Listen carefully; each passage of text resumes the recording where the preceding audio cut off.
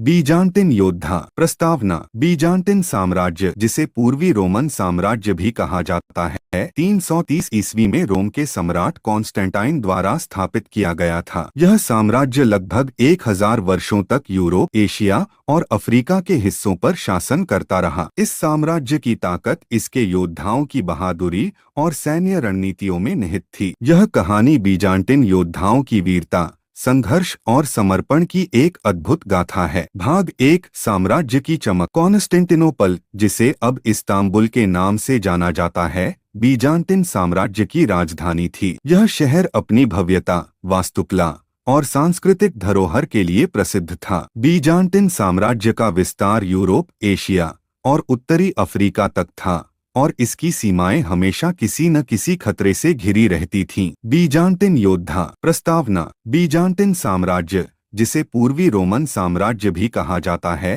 330 ईस्वी में रोम के सम्राट कॉन्स्टेंटाइन द्वारा स्थापित किया गया था। यह साम्राज्य लगभग 1000 वर्षों तक यूरोप, एशिया और अफ्रीका के हिस्सों पर शासन करता रहा। इस साम्राज्य की ताकत इसके योद्धाओं की बहादुरी और सैन्य रणनीतियों में निहित थी। यह कहानी बीजान्टिन योद्धाओं की वीरता, संघर्ष और समर्पण की एक अद्भुत गाथा है। भाग 1, साम्राज्य की चमक। कॉन्स्टेंटिनोपल, जिसे अब इस्तांबुल के नाम से जाना जाता है, बीजान्टिन साम्राज्य की राजधानी थी। यह शहर अपनी भव्यता, वास्तुकला और सांस्कृतिक धरोहर के लिए प्रसिद्ध था। बीजान्टिन साम्राज्य का विस्तार यूरोप, एशिया और उत्तरी अफ्रीका तक था और इसकी सीमाएं हमेशा किसी न किसी खतरे से घिरी रहती थीं। भाग 1, साम्राज्य की चमक। कॉन्स्टेंटिनोपल, जिसे अब इस्तांबुल के नाम से जाना जाता है, बीजान्टिन साम्राज्य की राजधानी थी। यह शहर अपनी भव्यता, वास्तुकला और सांस्कृतिक धरोहर के लिए प्रसिद्ध था। बीजान्टिन साम्राज्य का विस्तार यूरोप, एशिया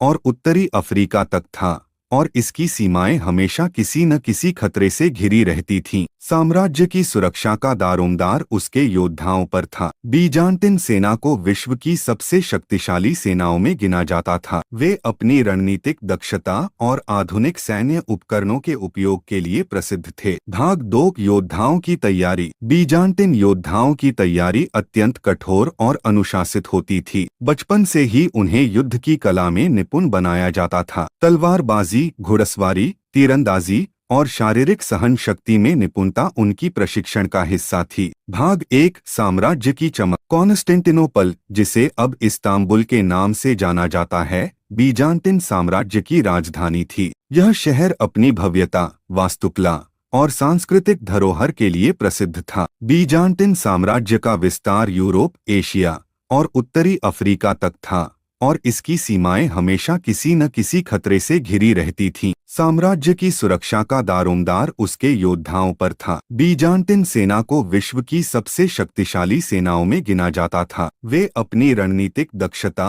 और आधुनिक सैन्य उपकरणों के उपयोग के लिए प्रसिद्ध थे। भाग 2, योद्धाओं की तैयारी। बीजान्टिन योद्धाओं की तैयारी अत्यंत कठोर और अनुशासित होती थी। बचपन से ही उन्हें युद्ध की कला में निपुण बनाया जाता था। तलवारबाजी, घुड़सवारी, तीरंदाजी और शारीरिक सहन शक्ति में निपुणता उनकी प्रशिक्षण का हिस्सा थी। इसके अलावा उन्हें रणनीतिकार भी बनाया जाता था ताकि वे युद्ध के मैदान में सही निर्णय ले सकें। योद्धाओं की वर्दी भी अत्यंत विशेष होती थी। उनके कवच और हेलमेट मजबूत धातु के बने होते थे जो उन्हें दुश्मनों के वार से बचाते थे। इसके अलावा उनके पास अद्वितीय ढालें, तलवारें और भाले होते थे जो उन्हें युद्ध में अद्वितीय बनाते थे। भाग 3, महान युद्ध। बीजान्टिन साम्राज्य का सामना हमेशा ही आक्रमणकारियों से होता रहता था। 10वीं शताब्दी में अलारिक नामक एक भयंकर योद्धा ने बीजान्टिन साम्राज्य पर आक्रमण करने का निर्णय लिया। अलारिक की विशाल सेना ने बीजान्टिन साम्राज्य के सीमावर्ती किलों पर हमला किया। इन हमलों का सामना करने के लिए बीजान्टिन योद्धाओं ने अपनी पूरी ताकत और शौर्य का प्रदर्शन किया। इसके अलावा उन्हें रणनीतिकार भी बनाया जाता था ताकि वे युद्ध के मैदान में सही निर्णय ले सकें। योद्धाओं की वर्दी भी अत्यंत विशेष होती थी। उनके कवच और हेलमेट मजबूत धातु के बने होते थे जो उन्हें दुश्मनों के वार से बचाते थे। इसके अलावा उनके पास अद्वितीय ढालें, तलवारें और भाले होते थे जो उन्हें युद्ध में अद्वितीय बनाते थे। भाग 3 महान युद्ध। बीजान्टिन साम्राज्य का सामना हमेशा ही आक्रमणकारियों से होता रहता था। 10वीं शताब्दी में अलारिक नामक एक भयंकर योद्धा ने बीजान्टिन साम्राज्य पर आक्रमण करने का निर्णय लिया। अलारिक की विशाल सेना ने बीजान्टिन साम्राज्य के सीमावर्ती किलों पर हमला किया। इन हमलों का सामना करने के लिए बीजान्टिन योद्धाओं ने अपनी पूरी ताकत और शौर्य का प्रदर्शन किया। योद्धा थियोडोर, जो बीजान्टिन सेना का महान सेनापति था, ने अपने साथियों को प्रेरित किया और एक अद्वितीय रणनीति बनाई। उसने दुश्मनों को धोखा देकर उन्हें घेर लिया और भारी नुकसान पहुंचाया। थियोडोर की योजना ने दुश्मनों को पीछे हटने पर मजबूर कर दिया। भाग 4 शौर्य का प्रदर्शन। योद्धाओं की बहादुरी के कई किस्से हैं। एक बार जब दुश्मनों ने एक किले को घेर लिया तो बीजान्टिन योद्धाओं ने अपने साहस और धैर्य का परिचय दिया। वे बिना किसी डर के दुश्मनों का सामना करते रहे और अंततः उनकी सेना ने दुश्मनों को हरा दिया। थियोडोर ने अपने नेतृत्व में कई महान युद्ध लड़े और उनमें विजय प्राप्त की। उसने अपने योद्धाओं को सिखाया कि कैसे एकजुट होकर और सही रणनीति के साथ किसी भी दुश्मन को हराया जा सकता है। उसकी बहादुरी और नेतृत्व के किस्से हर ओर फैल गए। योद्धा थियोडोर, जो बीजान्टिन सेना का महान सेनापति था, ने अपने साथियों को प्रेरित किया और एक अद्वितीय रणनीति बनाई। उसने दुश्मनों को धोखा देकर उन्हें घेर लिया और भारी नुकसान पहुंचाया। थियोडोर की योजना ने दुश्मनों को पीछे हटने पर मजबूर कर दिया। भाग 4 शौर्य का प्रदर्शन। योद्धाओं की बहादुरी के कई किस्से हैं। एक बार जब दुश्मनों ने एक किले को घेर लिया तो बीजान्टिन योद्धाओं ने अपने साहस और धैर्य का परिचय दिया। वे बिना किसी डर के दुश्मनों का सामना करते रहे और अंततः उनकी सेना ने दुश्मनों को हरा दिया। थियोडोर ने अपने नेतृत्व में कई महान युद्ध लड़े और उनमें विजय प्राप्त की। उसने अपने योद्धाओं को सिखाया कि कैसे एकजुट होकर और सही रणनीति के साथ किसी भी दुश्मन को हराया जा सकता है। उसकी बहादुरी और नेतृत्व के किस्से हर ओर फैल गए। भाग 5 विजय और सम्मान। बीजान्टिन योद्धाओं की वीरता और शौर्य ने साम्राज्य को विजय दिलाई। उनकी बहादुरी के किस्से हर जगह चर्चित हो गए। सम्राट ने थियोडोर और उसके योद्धाओं को सम्मानित किया और उन्हें साम्राज्य के रक्षक घोषित किया। योद्धाओं को सम्मान के साथ पुरस्कार दिए गए और उन्हें समाज में उच्च स्थान प्राप्त हुआ। उनकी वीरता की कहानियां आने वाली पीढ़ियों को प्रेरित करती रहीं। बीजान्टिन साम्राज्य ने योद्धाओं की इस वीरता की बदौलत कई वर्षों तक अपनी शक्ति और गौरव को बनाए रखा। भाग 5 विजय और सम्मान। बीजान्टिन योद्धाओं की वीरता और शौर्य ने साम्राज्य को विजय दिलाई। उनकी बहादुरी के किस्से हर जगह चर्चित हो गए। सम्राट ने थियोडोर और उसके योद्धाओं को सम्मानित किया और उन्हें साम्राज्य के रक्षक घोषित किया। योद्धाओं को सम्मान के साथ पुरस्कार दिए गए और उन्हें समाज में उच्च स्थान प्राप्त हुआ। उनकी वीरता की कहानियां आने वाली पीढ़ियों को प्रेरित करती रहीं। बीजान्टिन साम्राज्य ने योद्धाओं की इस वीरता की बदौलत कई वर्षों तक अपनी शक्ति और गौरव को बनाए रखा। भाग 6 थियोडोर का व्यक्तिगत संघर्ष। योद्धा थियोडोर का जीवन केवल युद्ध और विजय तक सीमित नहीं था। उसके व्यक्तिगत संघर्ष भी उसकी वीरता का हिस्सा थे। थियोडोर का जन्म एक साधारण किसान परिवार में हुआ था। बचपन से ही उसने कठिन परिस्थितियों का सामना किया और अपने परिवार के लिए एक योद्धा बनने का संकल्प लिया। थियोडोर ने अपने परिवार के समर्थन और अपने संकल्प के बल पर सैनिक स्कूल में प्रवेश पाया। वहां उसने अपनी मेहनत और लगन से खुद को एक उत्कृष्ट योद्धा साबित किया। उसने अपने प्रशिक्षकों और साथी सैनिकों का सम्मान अर्जित किया और धीरे धीरे सेना में अपनी पहचान बनाई। भाग 6 थियोडोर का व्यक्तिगत संघर्ष। योद्धा थियोडोर का जीवन केवल युद्ध और विजय तक सीमित नहीं था। उसके व्यक्तिगत संघर्ष भी उसकी वीरता का हिस्सा थे। थियोडोर का जन्म एक साधारण किसान परिवार में हुआ था। बचपन से ही उसने कठिन परिस्थितियों का सामना किया और अपने परिवार के लिए एक योद्धा बनने का संकल्प लिया। थियोडोर ने अपने परिवार के समर्थन और अपने संकल्प के बल पर सैनिक स्कूल में प्रवेश पाया। वहां उसने अपनी मेहनत और लगन से खुद को एक उत्कृष्ट योद्धा साबित किया।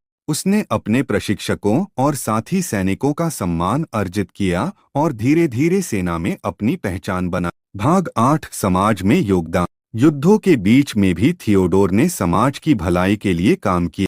उसने कई सामाजिक परियोजनाओं में भाग लिया और अपने संसाधनों का उपयोग करके अपने गांव और साम्राज्य के अन्य हिस्सों में विकास कार्य किए।